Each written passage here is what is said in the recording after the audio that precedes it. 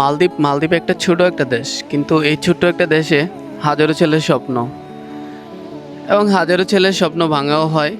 আর এই যে মালদ্বীপের কত সৌন্দর্য, আর মালদ্বীপের সম্পর্কে বরাবরই আমি বলে আসতেছি। আর মালদ্বীপে এমন কিছু জিনিস আছে আর এমন কিছু রহস্য আছে যা এই ভিডিওতে আপনাদেরকে বলবো। আর মালদ্বীপে আপনি যখন বিকিনি বিচে আসবেন তখন এই যে এই চেয়ারগুলো দেখতে পাবেন, এই চেয়ারগুলো দেখতে পাবেন। আর এই চেয়ারগুলোর মধ্যে আপনি বসতে কোনো টাকা পয়সা লাগবে না। আর এই যে বিকিনি বিচের ভিউ দেখতে পারবেন কত সুন্দর। এখানে সব গেস্ট এবং যারা এদেশের টুরিস্ট সবাই এখানে বসতে পারে।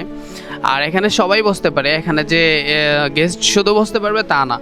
আর মালদ্বীপের বিচের সাইডে আসলে আপনি এই ধরনের গাছ দেখতে পাবেন। ভুল করেও কেউ কাঁঠাল ভাববেন না, এগুলো আসলে কাঁঠাল না, এগুলো একটা ফল। জানি না এই ফলটার নাম কি, তবে এই ফলটা খাওয়া যায় কিনা সেটাও আমি জানি না। আর এই মালদ্বীপের সৌন্দর্য যে এত সুন্দর, মানে সমুদ্রের যে সৌন্দর্য, আসলে এদেশে যে বালু মাটি হয়, বালুটা সাদা হয় আর উপরে আকাশটা হচ্ছে নীল, আর নিচে হচ্ছে পানিটা অনেক নীল দেখা যায়। কারণ এই যে আকাশের সাথে যে মানে মিসিং খায়, এজন্য এটা নীল দেখা যায়। আর মালদ্বীপের প্রথমত কথা হচ্ছে মালদ্বীপে যে ট্রান্সপোর্ট ব্যবস্থা, মালদ্বীপ ট্রান্সপোর্ট ব্যবস্থা কী করে হয়। ট্রান্সপোর্ট হচ্ছে মালদ্বীপে ছোট ছোট বোটগুলারে স্পিড বোট বলা হয়। আর বড় বোটগুলো এই যে দেখতে পাচ্ছেন এরকম, এইগুলারে বলা হয় ধনী। আর এগুলা দিয়েই হচ্ছে মালদ্বীপে আপনার মালে থেকে তারপরে বিভিন্ন আইল্যান্ডে বিভিন্ন জায়গায় এগুলাতে নেওয়া হয়। আর মালদ্বীপের ট্রান্সপোর্ট ব্যবস্থা খুবই দুর্বল।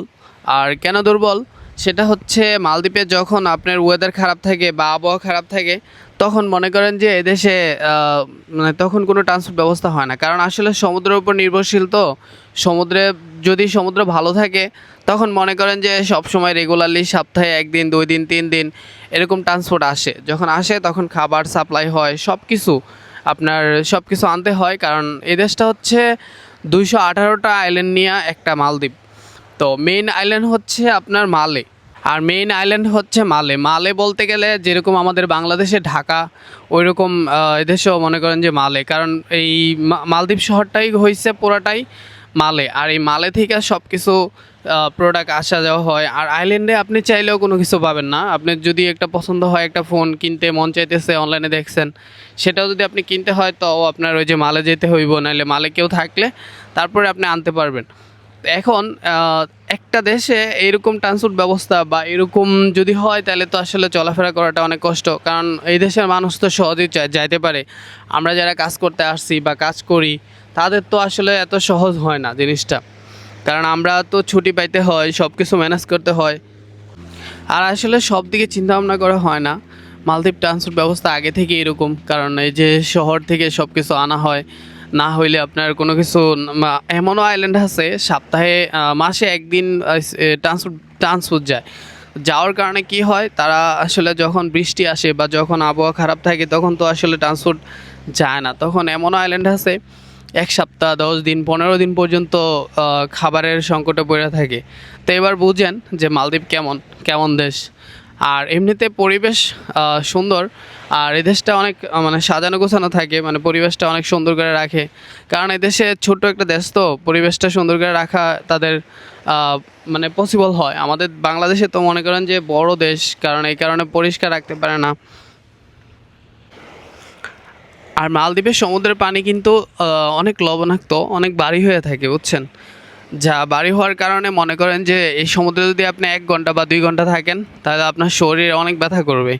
আর বিশেষ করে মালদ্বীপিয়ানরা যারা জ্বর উঠে বা শরীরে অসুস্থ বোধ করে, তারা সবসময় যে পানির মধ্যে নাইমা থাকে।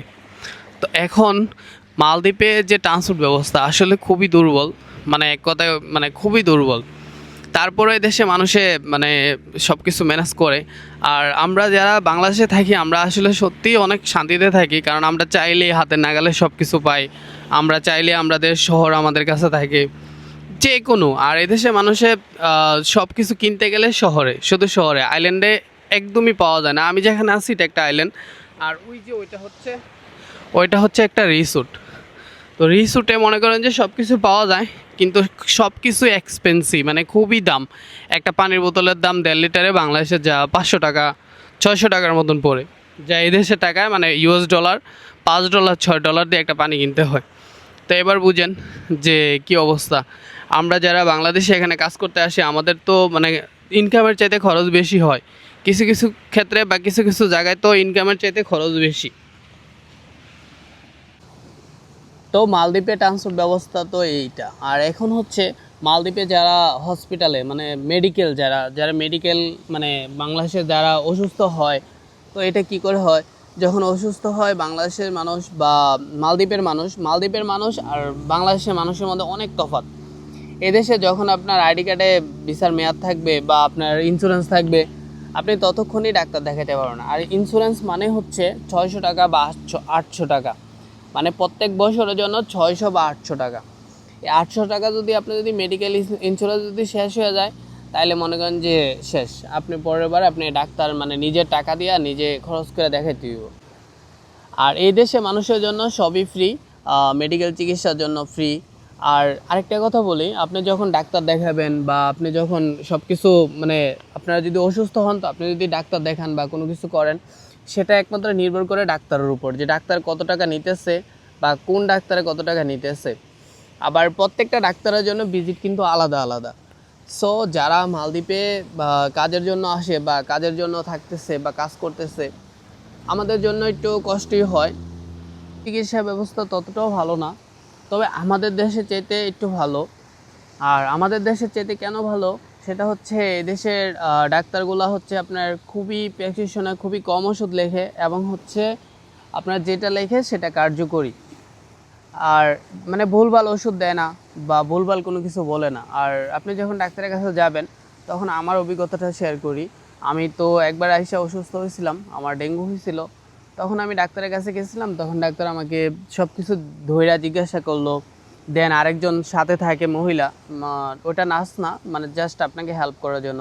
মানে আপনি যদি দেখা গেছে ইংলিশ না বুঝেন বা আপনি যদি এই দেশের কথা না বুঝেন বা আদার্স আপনি ওনার ল্যাঙ্গুয়েজ যদি না বোঝেন, তখন উনি হেল্প করবে। উনি সব ধরনের ল্যাঙ্গুয়েজ শেখা থাকে ওই মেয়েদের, তখন আপনাকে হেল্প করবে যে আপনার কি হয়েছে বা কী আসে বিষয় সব কিছু বিস্তারিত দেখার পর তারপর ডাক্তার আপনাকে লিখিত, মানে লিখিত বলতে গেলে কম্পিউটারে টাইপিং করে তারপর আপনাকে ওষুধ সাজেস্ট করব যে আপনার কি কি ওষুধ খাইতে হইব আর কি কি না খাইতে হইব। এখন মানে ততটাও আবার উন্নতও না, আবার উন্নত চিকিৎসা ব্যবস্থা, তবে আমি বলবো আমাদের দেশ থেকে ভালো আছে। তো এখন কথা হচ্ছে,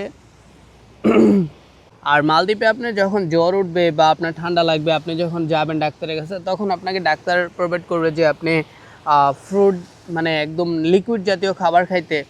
লিকুইড সেটা হোক ভাত আর সেটা হোক মনে করেন যে অন্য কিছু, আপনাকে আপনাকে এগুলা খাওয়ার জন্য প্রোভাইড করবে যে আপনি এগুলা খাইলে আপনি তাড়াতাড়ি সুস্থ হয়ে যাবেন। আর ওষুধ আপনাকে খুবই কম দিবে। আর যেটা মানে মালদ্বীপে যেটা কমন একটা ওষুধ আছে সেটা হচ্ছে প্যানাডল। যেরকম আমরা বাংলাদেশে যেরকম নাপা ট্যাবলেট আছে না, এরকম।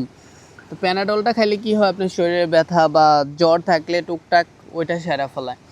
আর মালদ্বীপের চিকিৎসা ব্যবস্থা যেটা কিনা আমাদের বাংলাদেশের জন্য যাদের ভিসা নাই বা যাদের কোনো কাগজপত্র নাই, তারা আসলে 200 রুপিয়া দিয়ে আপনার ডাক্তারের ভিজিট নিতে পারে। 200 টাকা, 200 রুপিয়া, যা বাংলাদেশে 1200 টাকা। আপনি ভিজিট নিয়ে তারপরে আপনি ডাক্তার দেখাতে পারেন। আর ওষুধপত্রের জন্য আবার আলাদা ফ্রি, মানে আলাদা টাকা লাগে। এখন আবার সেম মালদ্বীপের মানুষের জন্য কিন্তু ফ্রি, মানে ডাক্তার দেখানো একদমই ফ্রি। তাদের শুধু লাগে হচ্ছে এই দেশের আইডি কার্ড, আর কিছুই লাগে না। আর ওষুধের জন্য এক্সট্রা পেমেন্ট করতে হয়, মেবি 50% পেমেন্ট করতে হয়। আবার কিছু কিছু লোক আছে আজীবন মানে মেডিকেল ফ্রি, ওষুধ দেন সব কিছু। তো এখন কথা হচ্ছে আমাদের বাংলাদেশের জন্য এক আইন, এদেশের মানুষের জন্য এক আইন। অনেকেই বলে যে মালদ্বীপে চিকিৎসা একদম ফ্রি, হ্যান ত্যান। ভাই সত্যি বিশ্বাস করেন, কোনো চিকিৎসা ফ্রি না। আপনার যখন ভিসার মধ্যে যখন আপনি ভিসা লাগাতে যাবেন, তখন মেডিকেল করবেন। আর মেডিকেল করলে আপনি ইন্স্যুরেন্স আছে, মেডিকেল ইন্স্যুরেন্স। যখন আপনি ইন্স্যুরেন্স করবেন, তখন আপনার ইন্স্যুরেন্সের মধ্যে হচ্ছে আপনার সব কিছু 600 টাকা বা 800 টাকা, কেউ 800 রুপিয়া, কেউ 600 রুপিয়া আপনার ইন্স্যুরেন্স করে রাখে, যেন আপনি অসুস্থ হলে অনায়াসে ডাক্তার দেখাইতে পারে। আপনি যদি আবার ওষুধ কিনতে যান, এক্সট্রা পেমেন্ট করতে হইব। তো এখন অনেকেই বলবে যে ভাই মালদ্বীপে তো মেডিকেল ফ্রি। আসলে ভাই পুরোটাই ভুল, যেটা বাস্তব সেটাই বললাম। আর সবসময় সত্যি কথাই বলি। আর যারা যারা আমার চ্যানেলে নতুন বা পুরাতন আছেন, সবাই আমার চ্যানেলটা সাবস্ক্রাইব করে দিবেন। আর যারা যারা আমার ভাই বাদারা আছেন কাছের, সবাই লাইক কমেন্ট এবং শেয়ার করে দিবেন। তো এখন আরেকটা কথা বলি, এখন আবার অনেকেই বলবে ভাই আমি তো রিসোর্টে চাকরি করি, আমার তো ডাক্তার দেখাইতে কোনো টাকা লাগে না। ভাই রিসোর্টের সিস্টেম আর আইল্যান্ডের সিস্টেম অনেক তফাৎ। তো যাই হোক, রিসোর্ট আর আইল্যান্ডের মধ্যে এটাই তফাৎ যে রিসোর্টে কোনো টাকা লাগে না। কেন টাকা লাগে না? রিসোর্টের যে মালিক বা মালিক পক্ষ থাকে, রিসোর্টে সব কিছু কোম্পানি বহন করে, সেক্ষেত্রে আপনার কোনো টাকা পয়সা লাগতেছে না। কিন্তু যারা আইল্যান্ডে থাকে, আমরা আইল্যান্ডে যারা কাজ করি, তাদের কিন্তু অবশ্যই টাকা লাগে। সো সবাই জানেন যে টাকা লাগে না, কিন্তু আসলে এটা পুরোটাই মিথ্যা। আপনি যখন মালদ্বীপে থাকবেন বা মালদ্বীপে আসবেন তখন বুঝতে পারবেন, বাস্তবতা যদি ফেস করতে পারেন তখন বুঝবেন।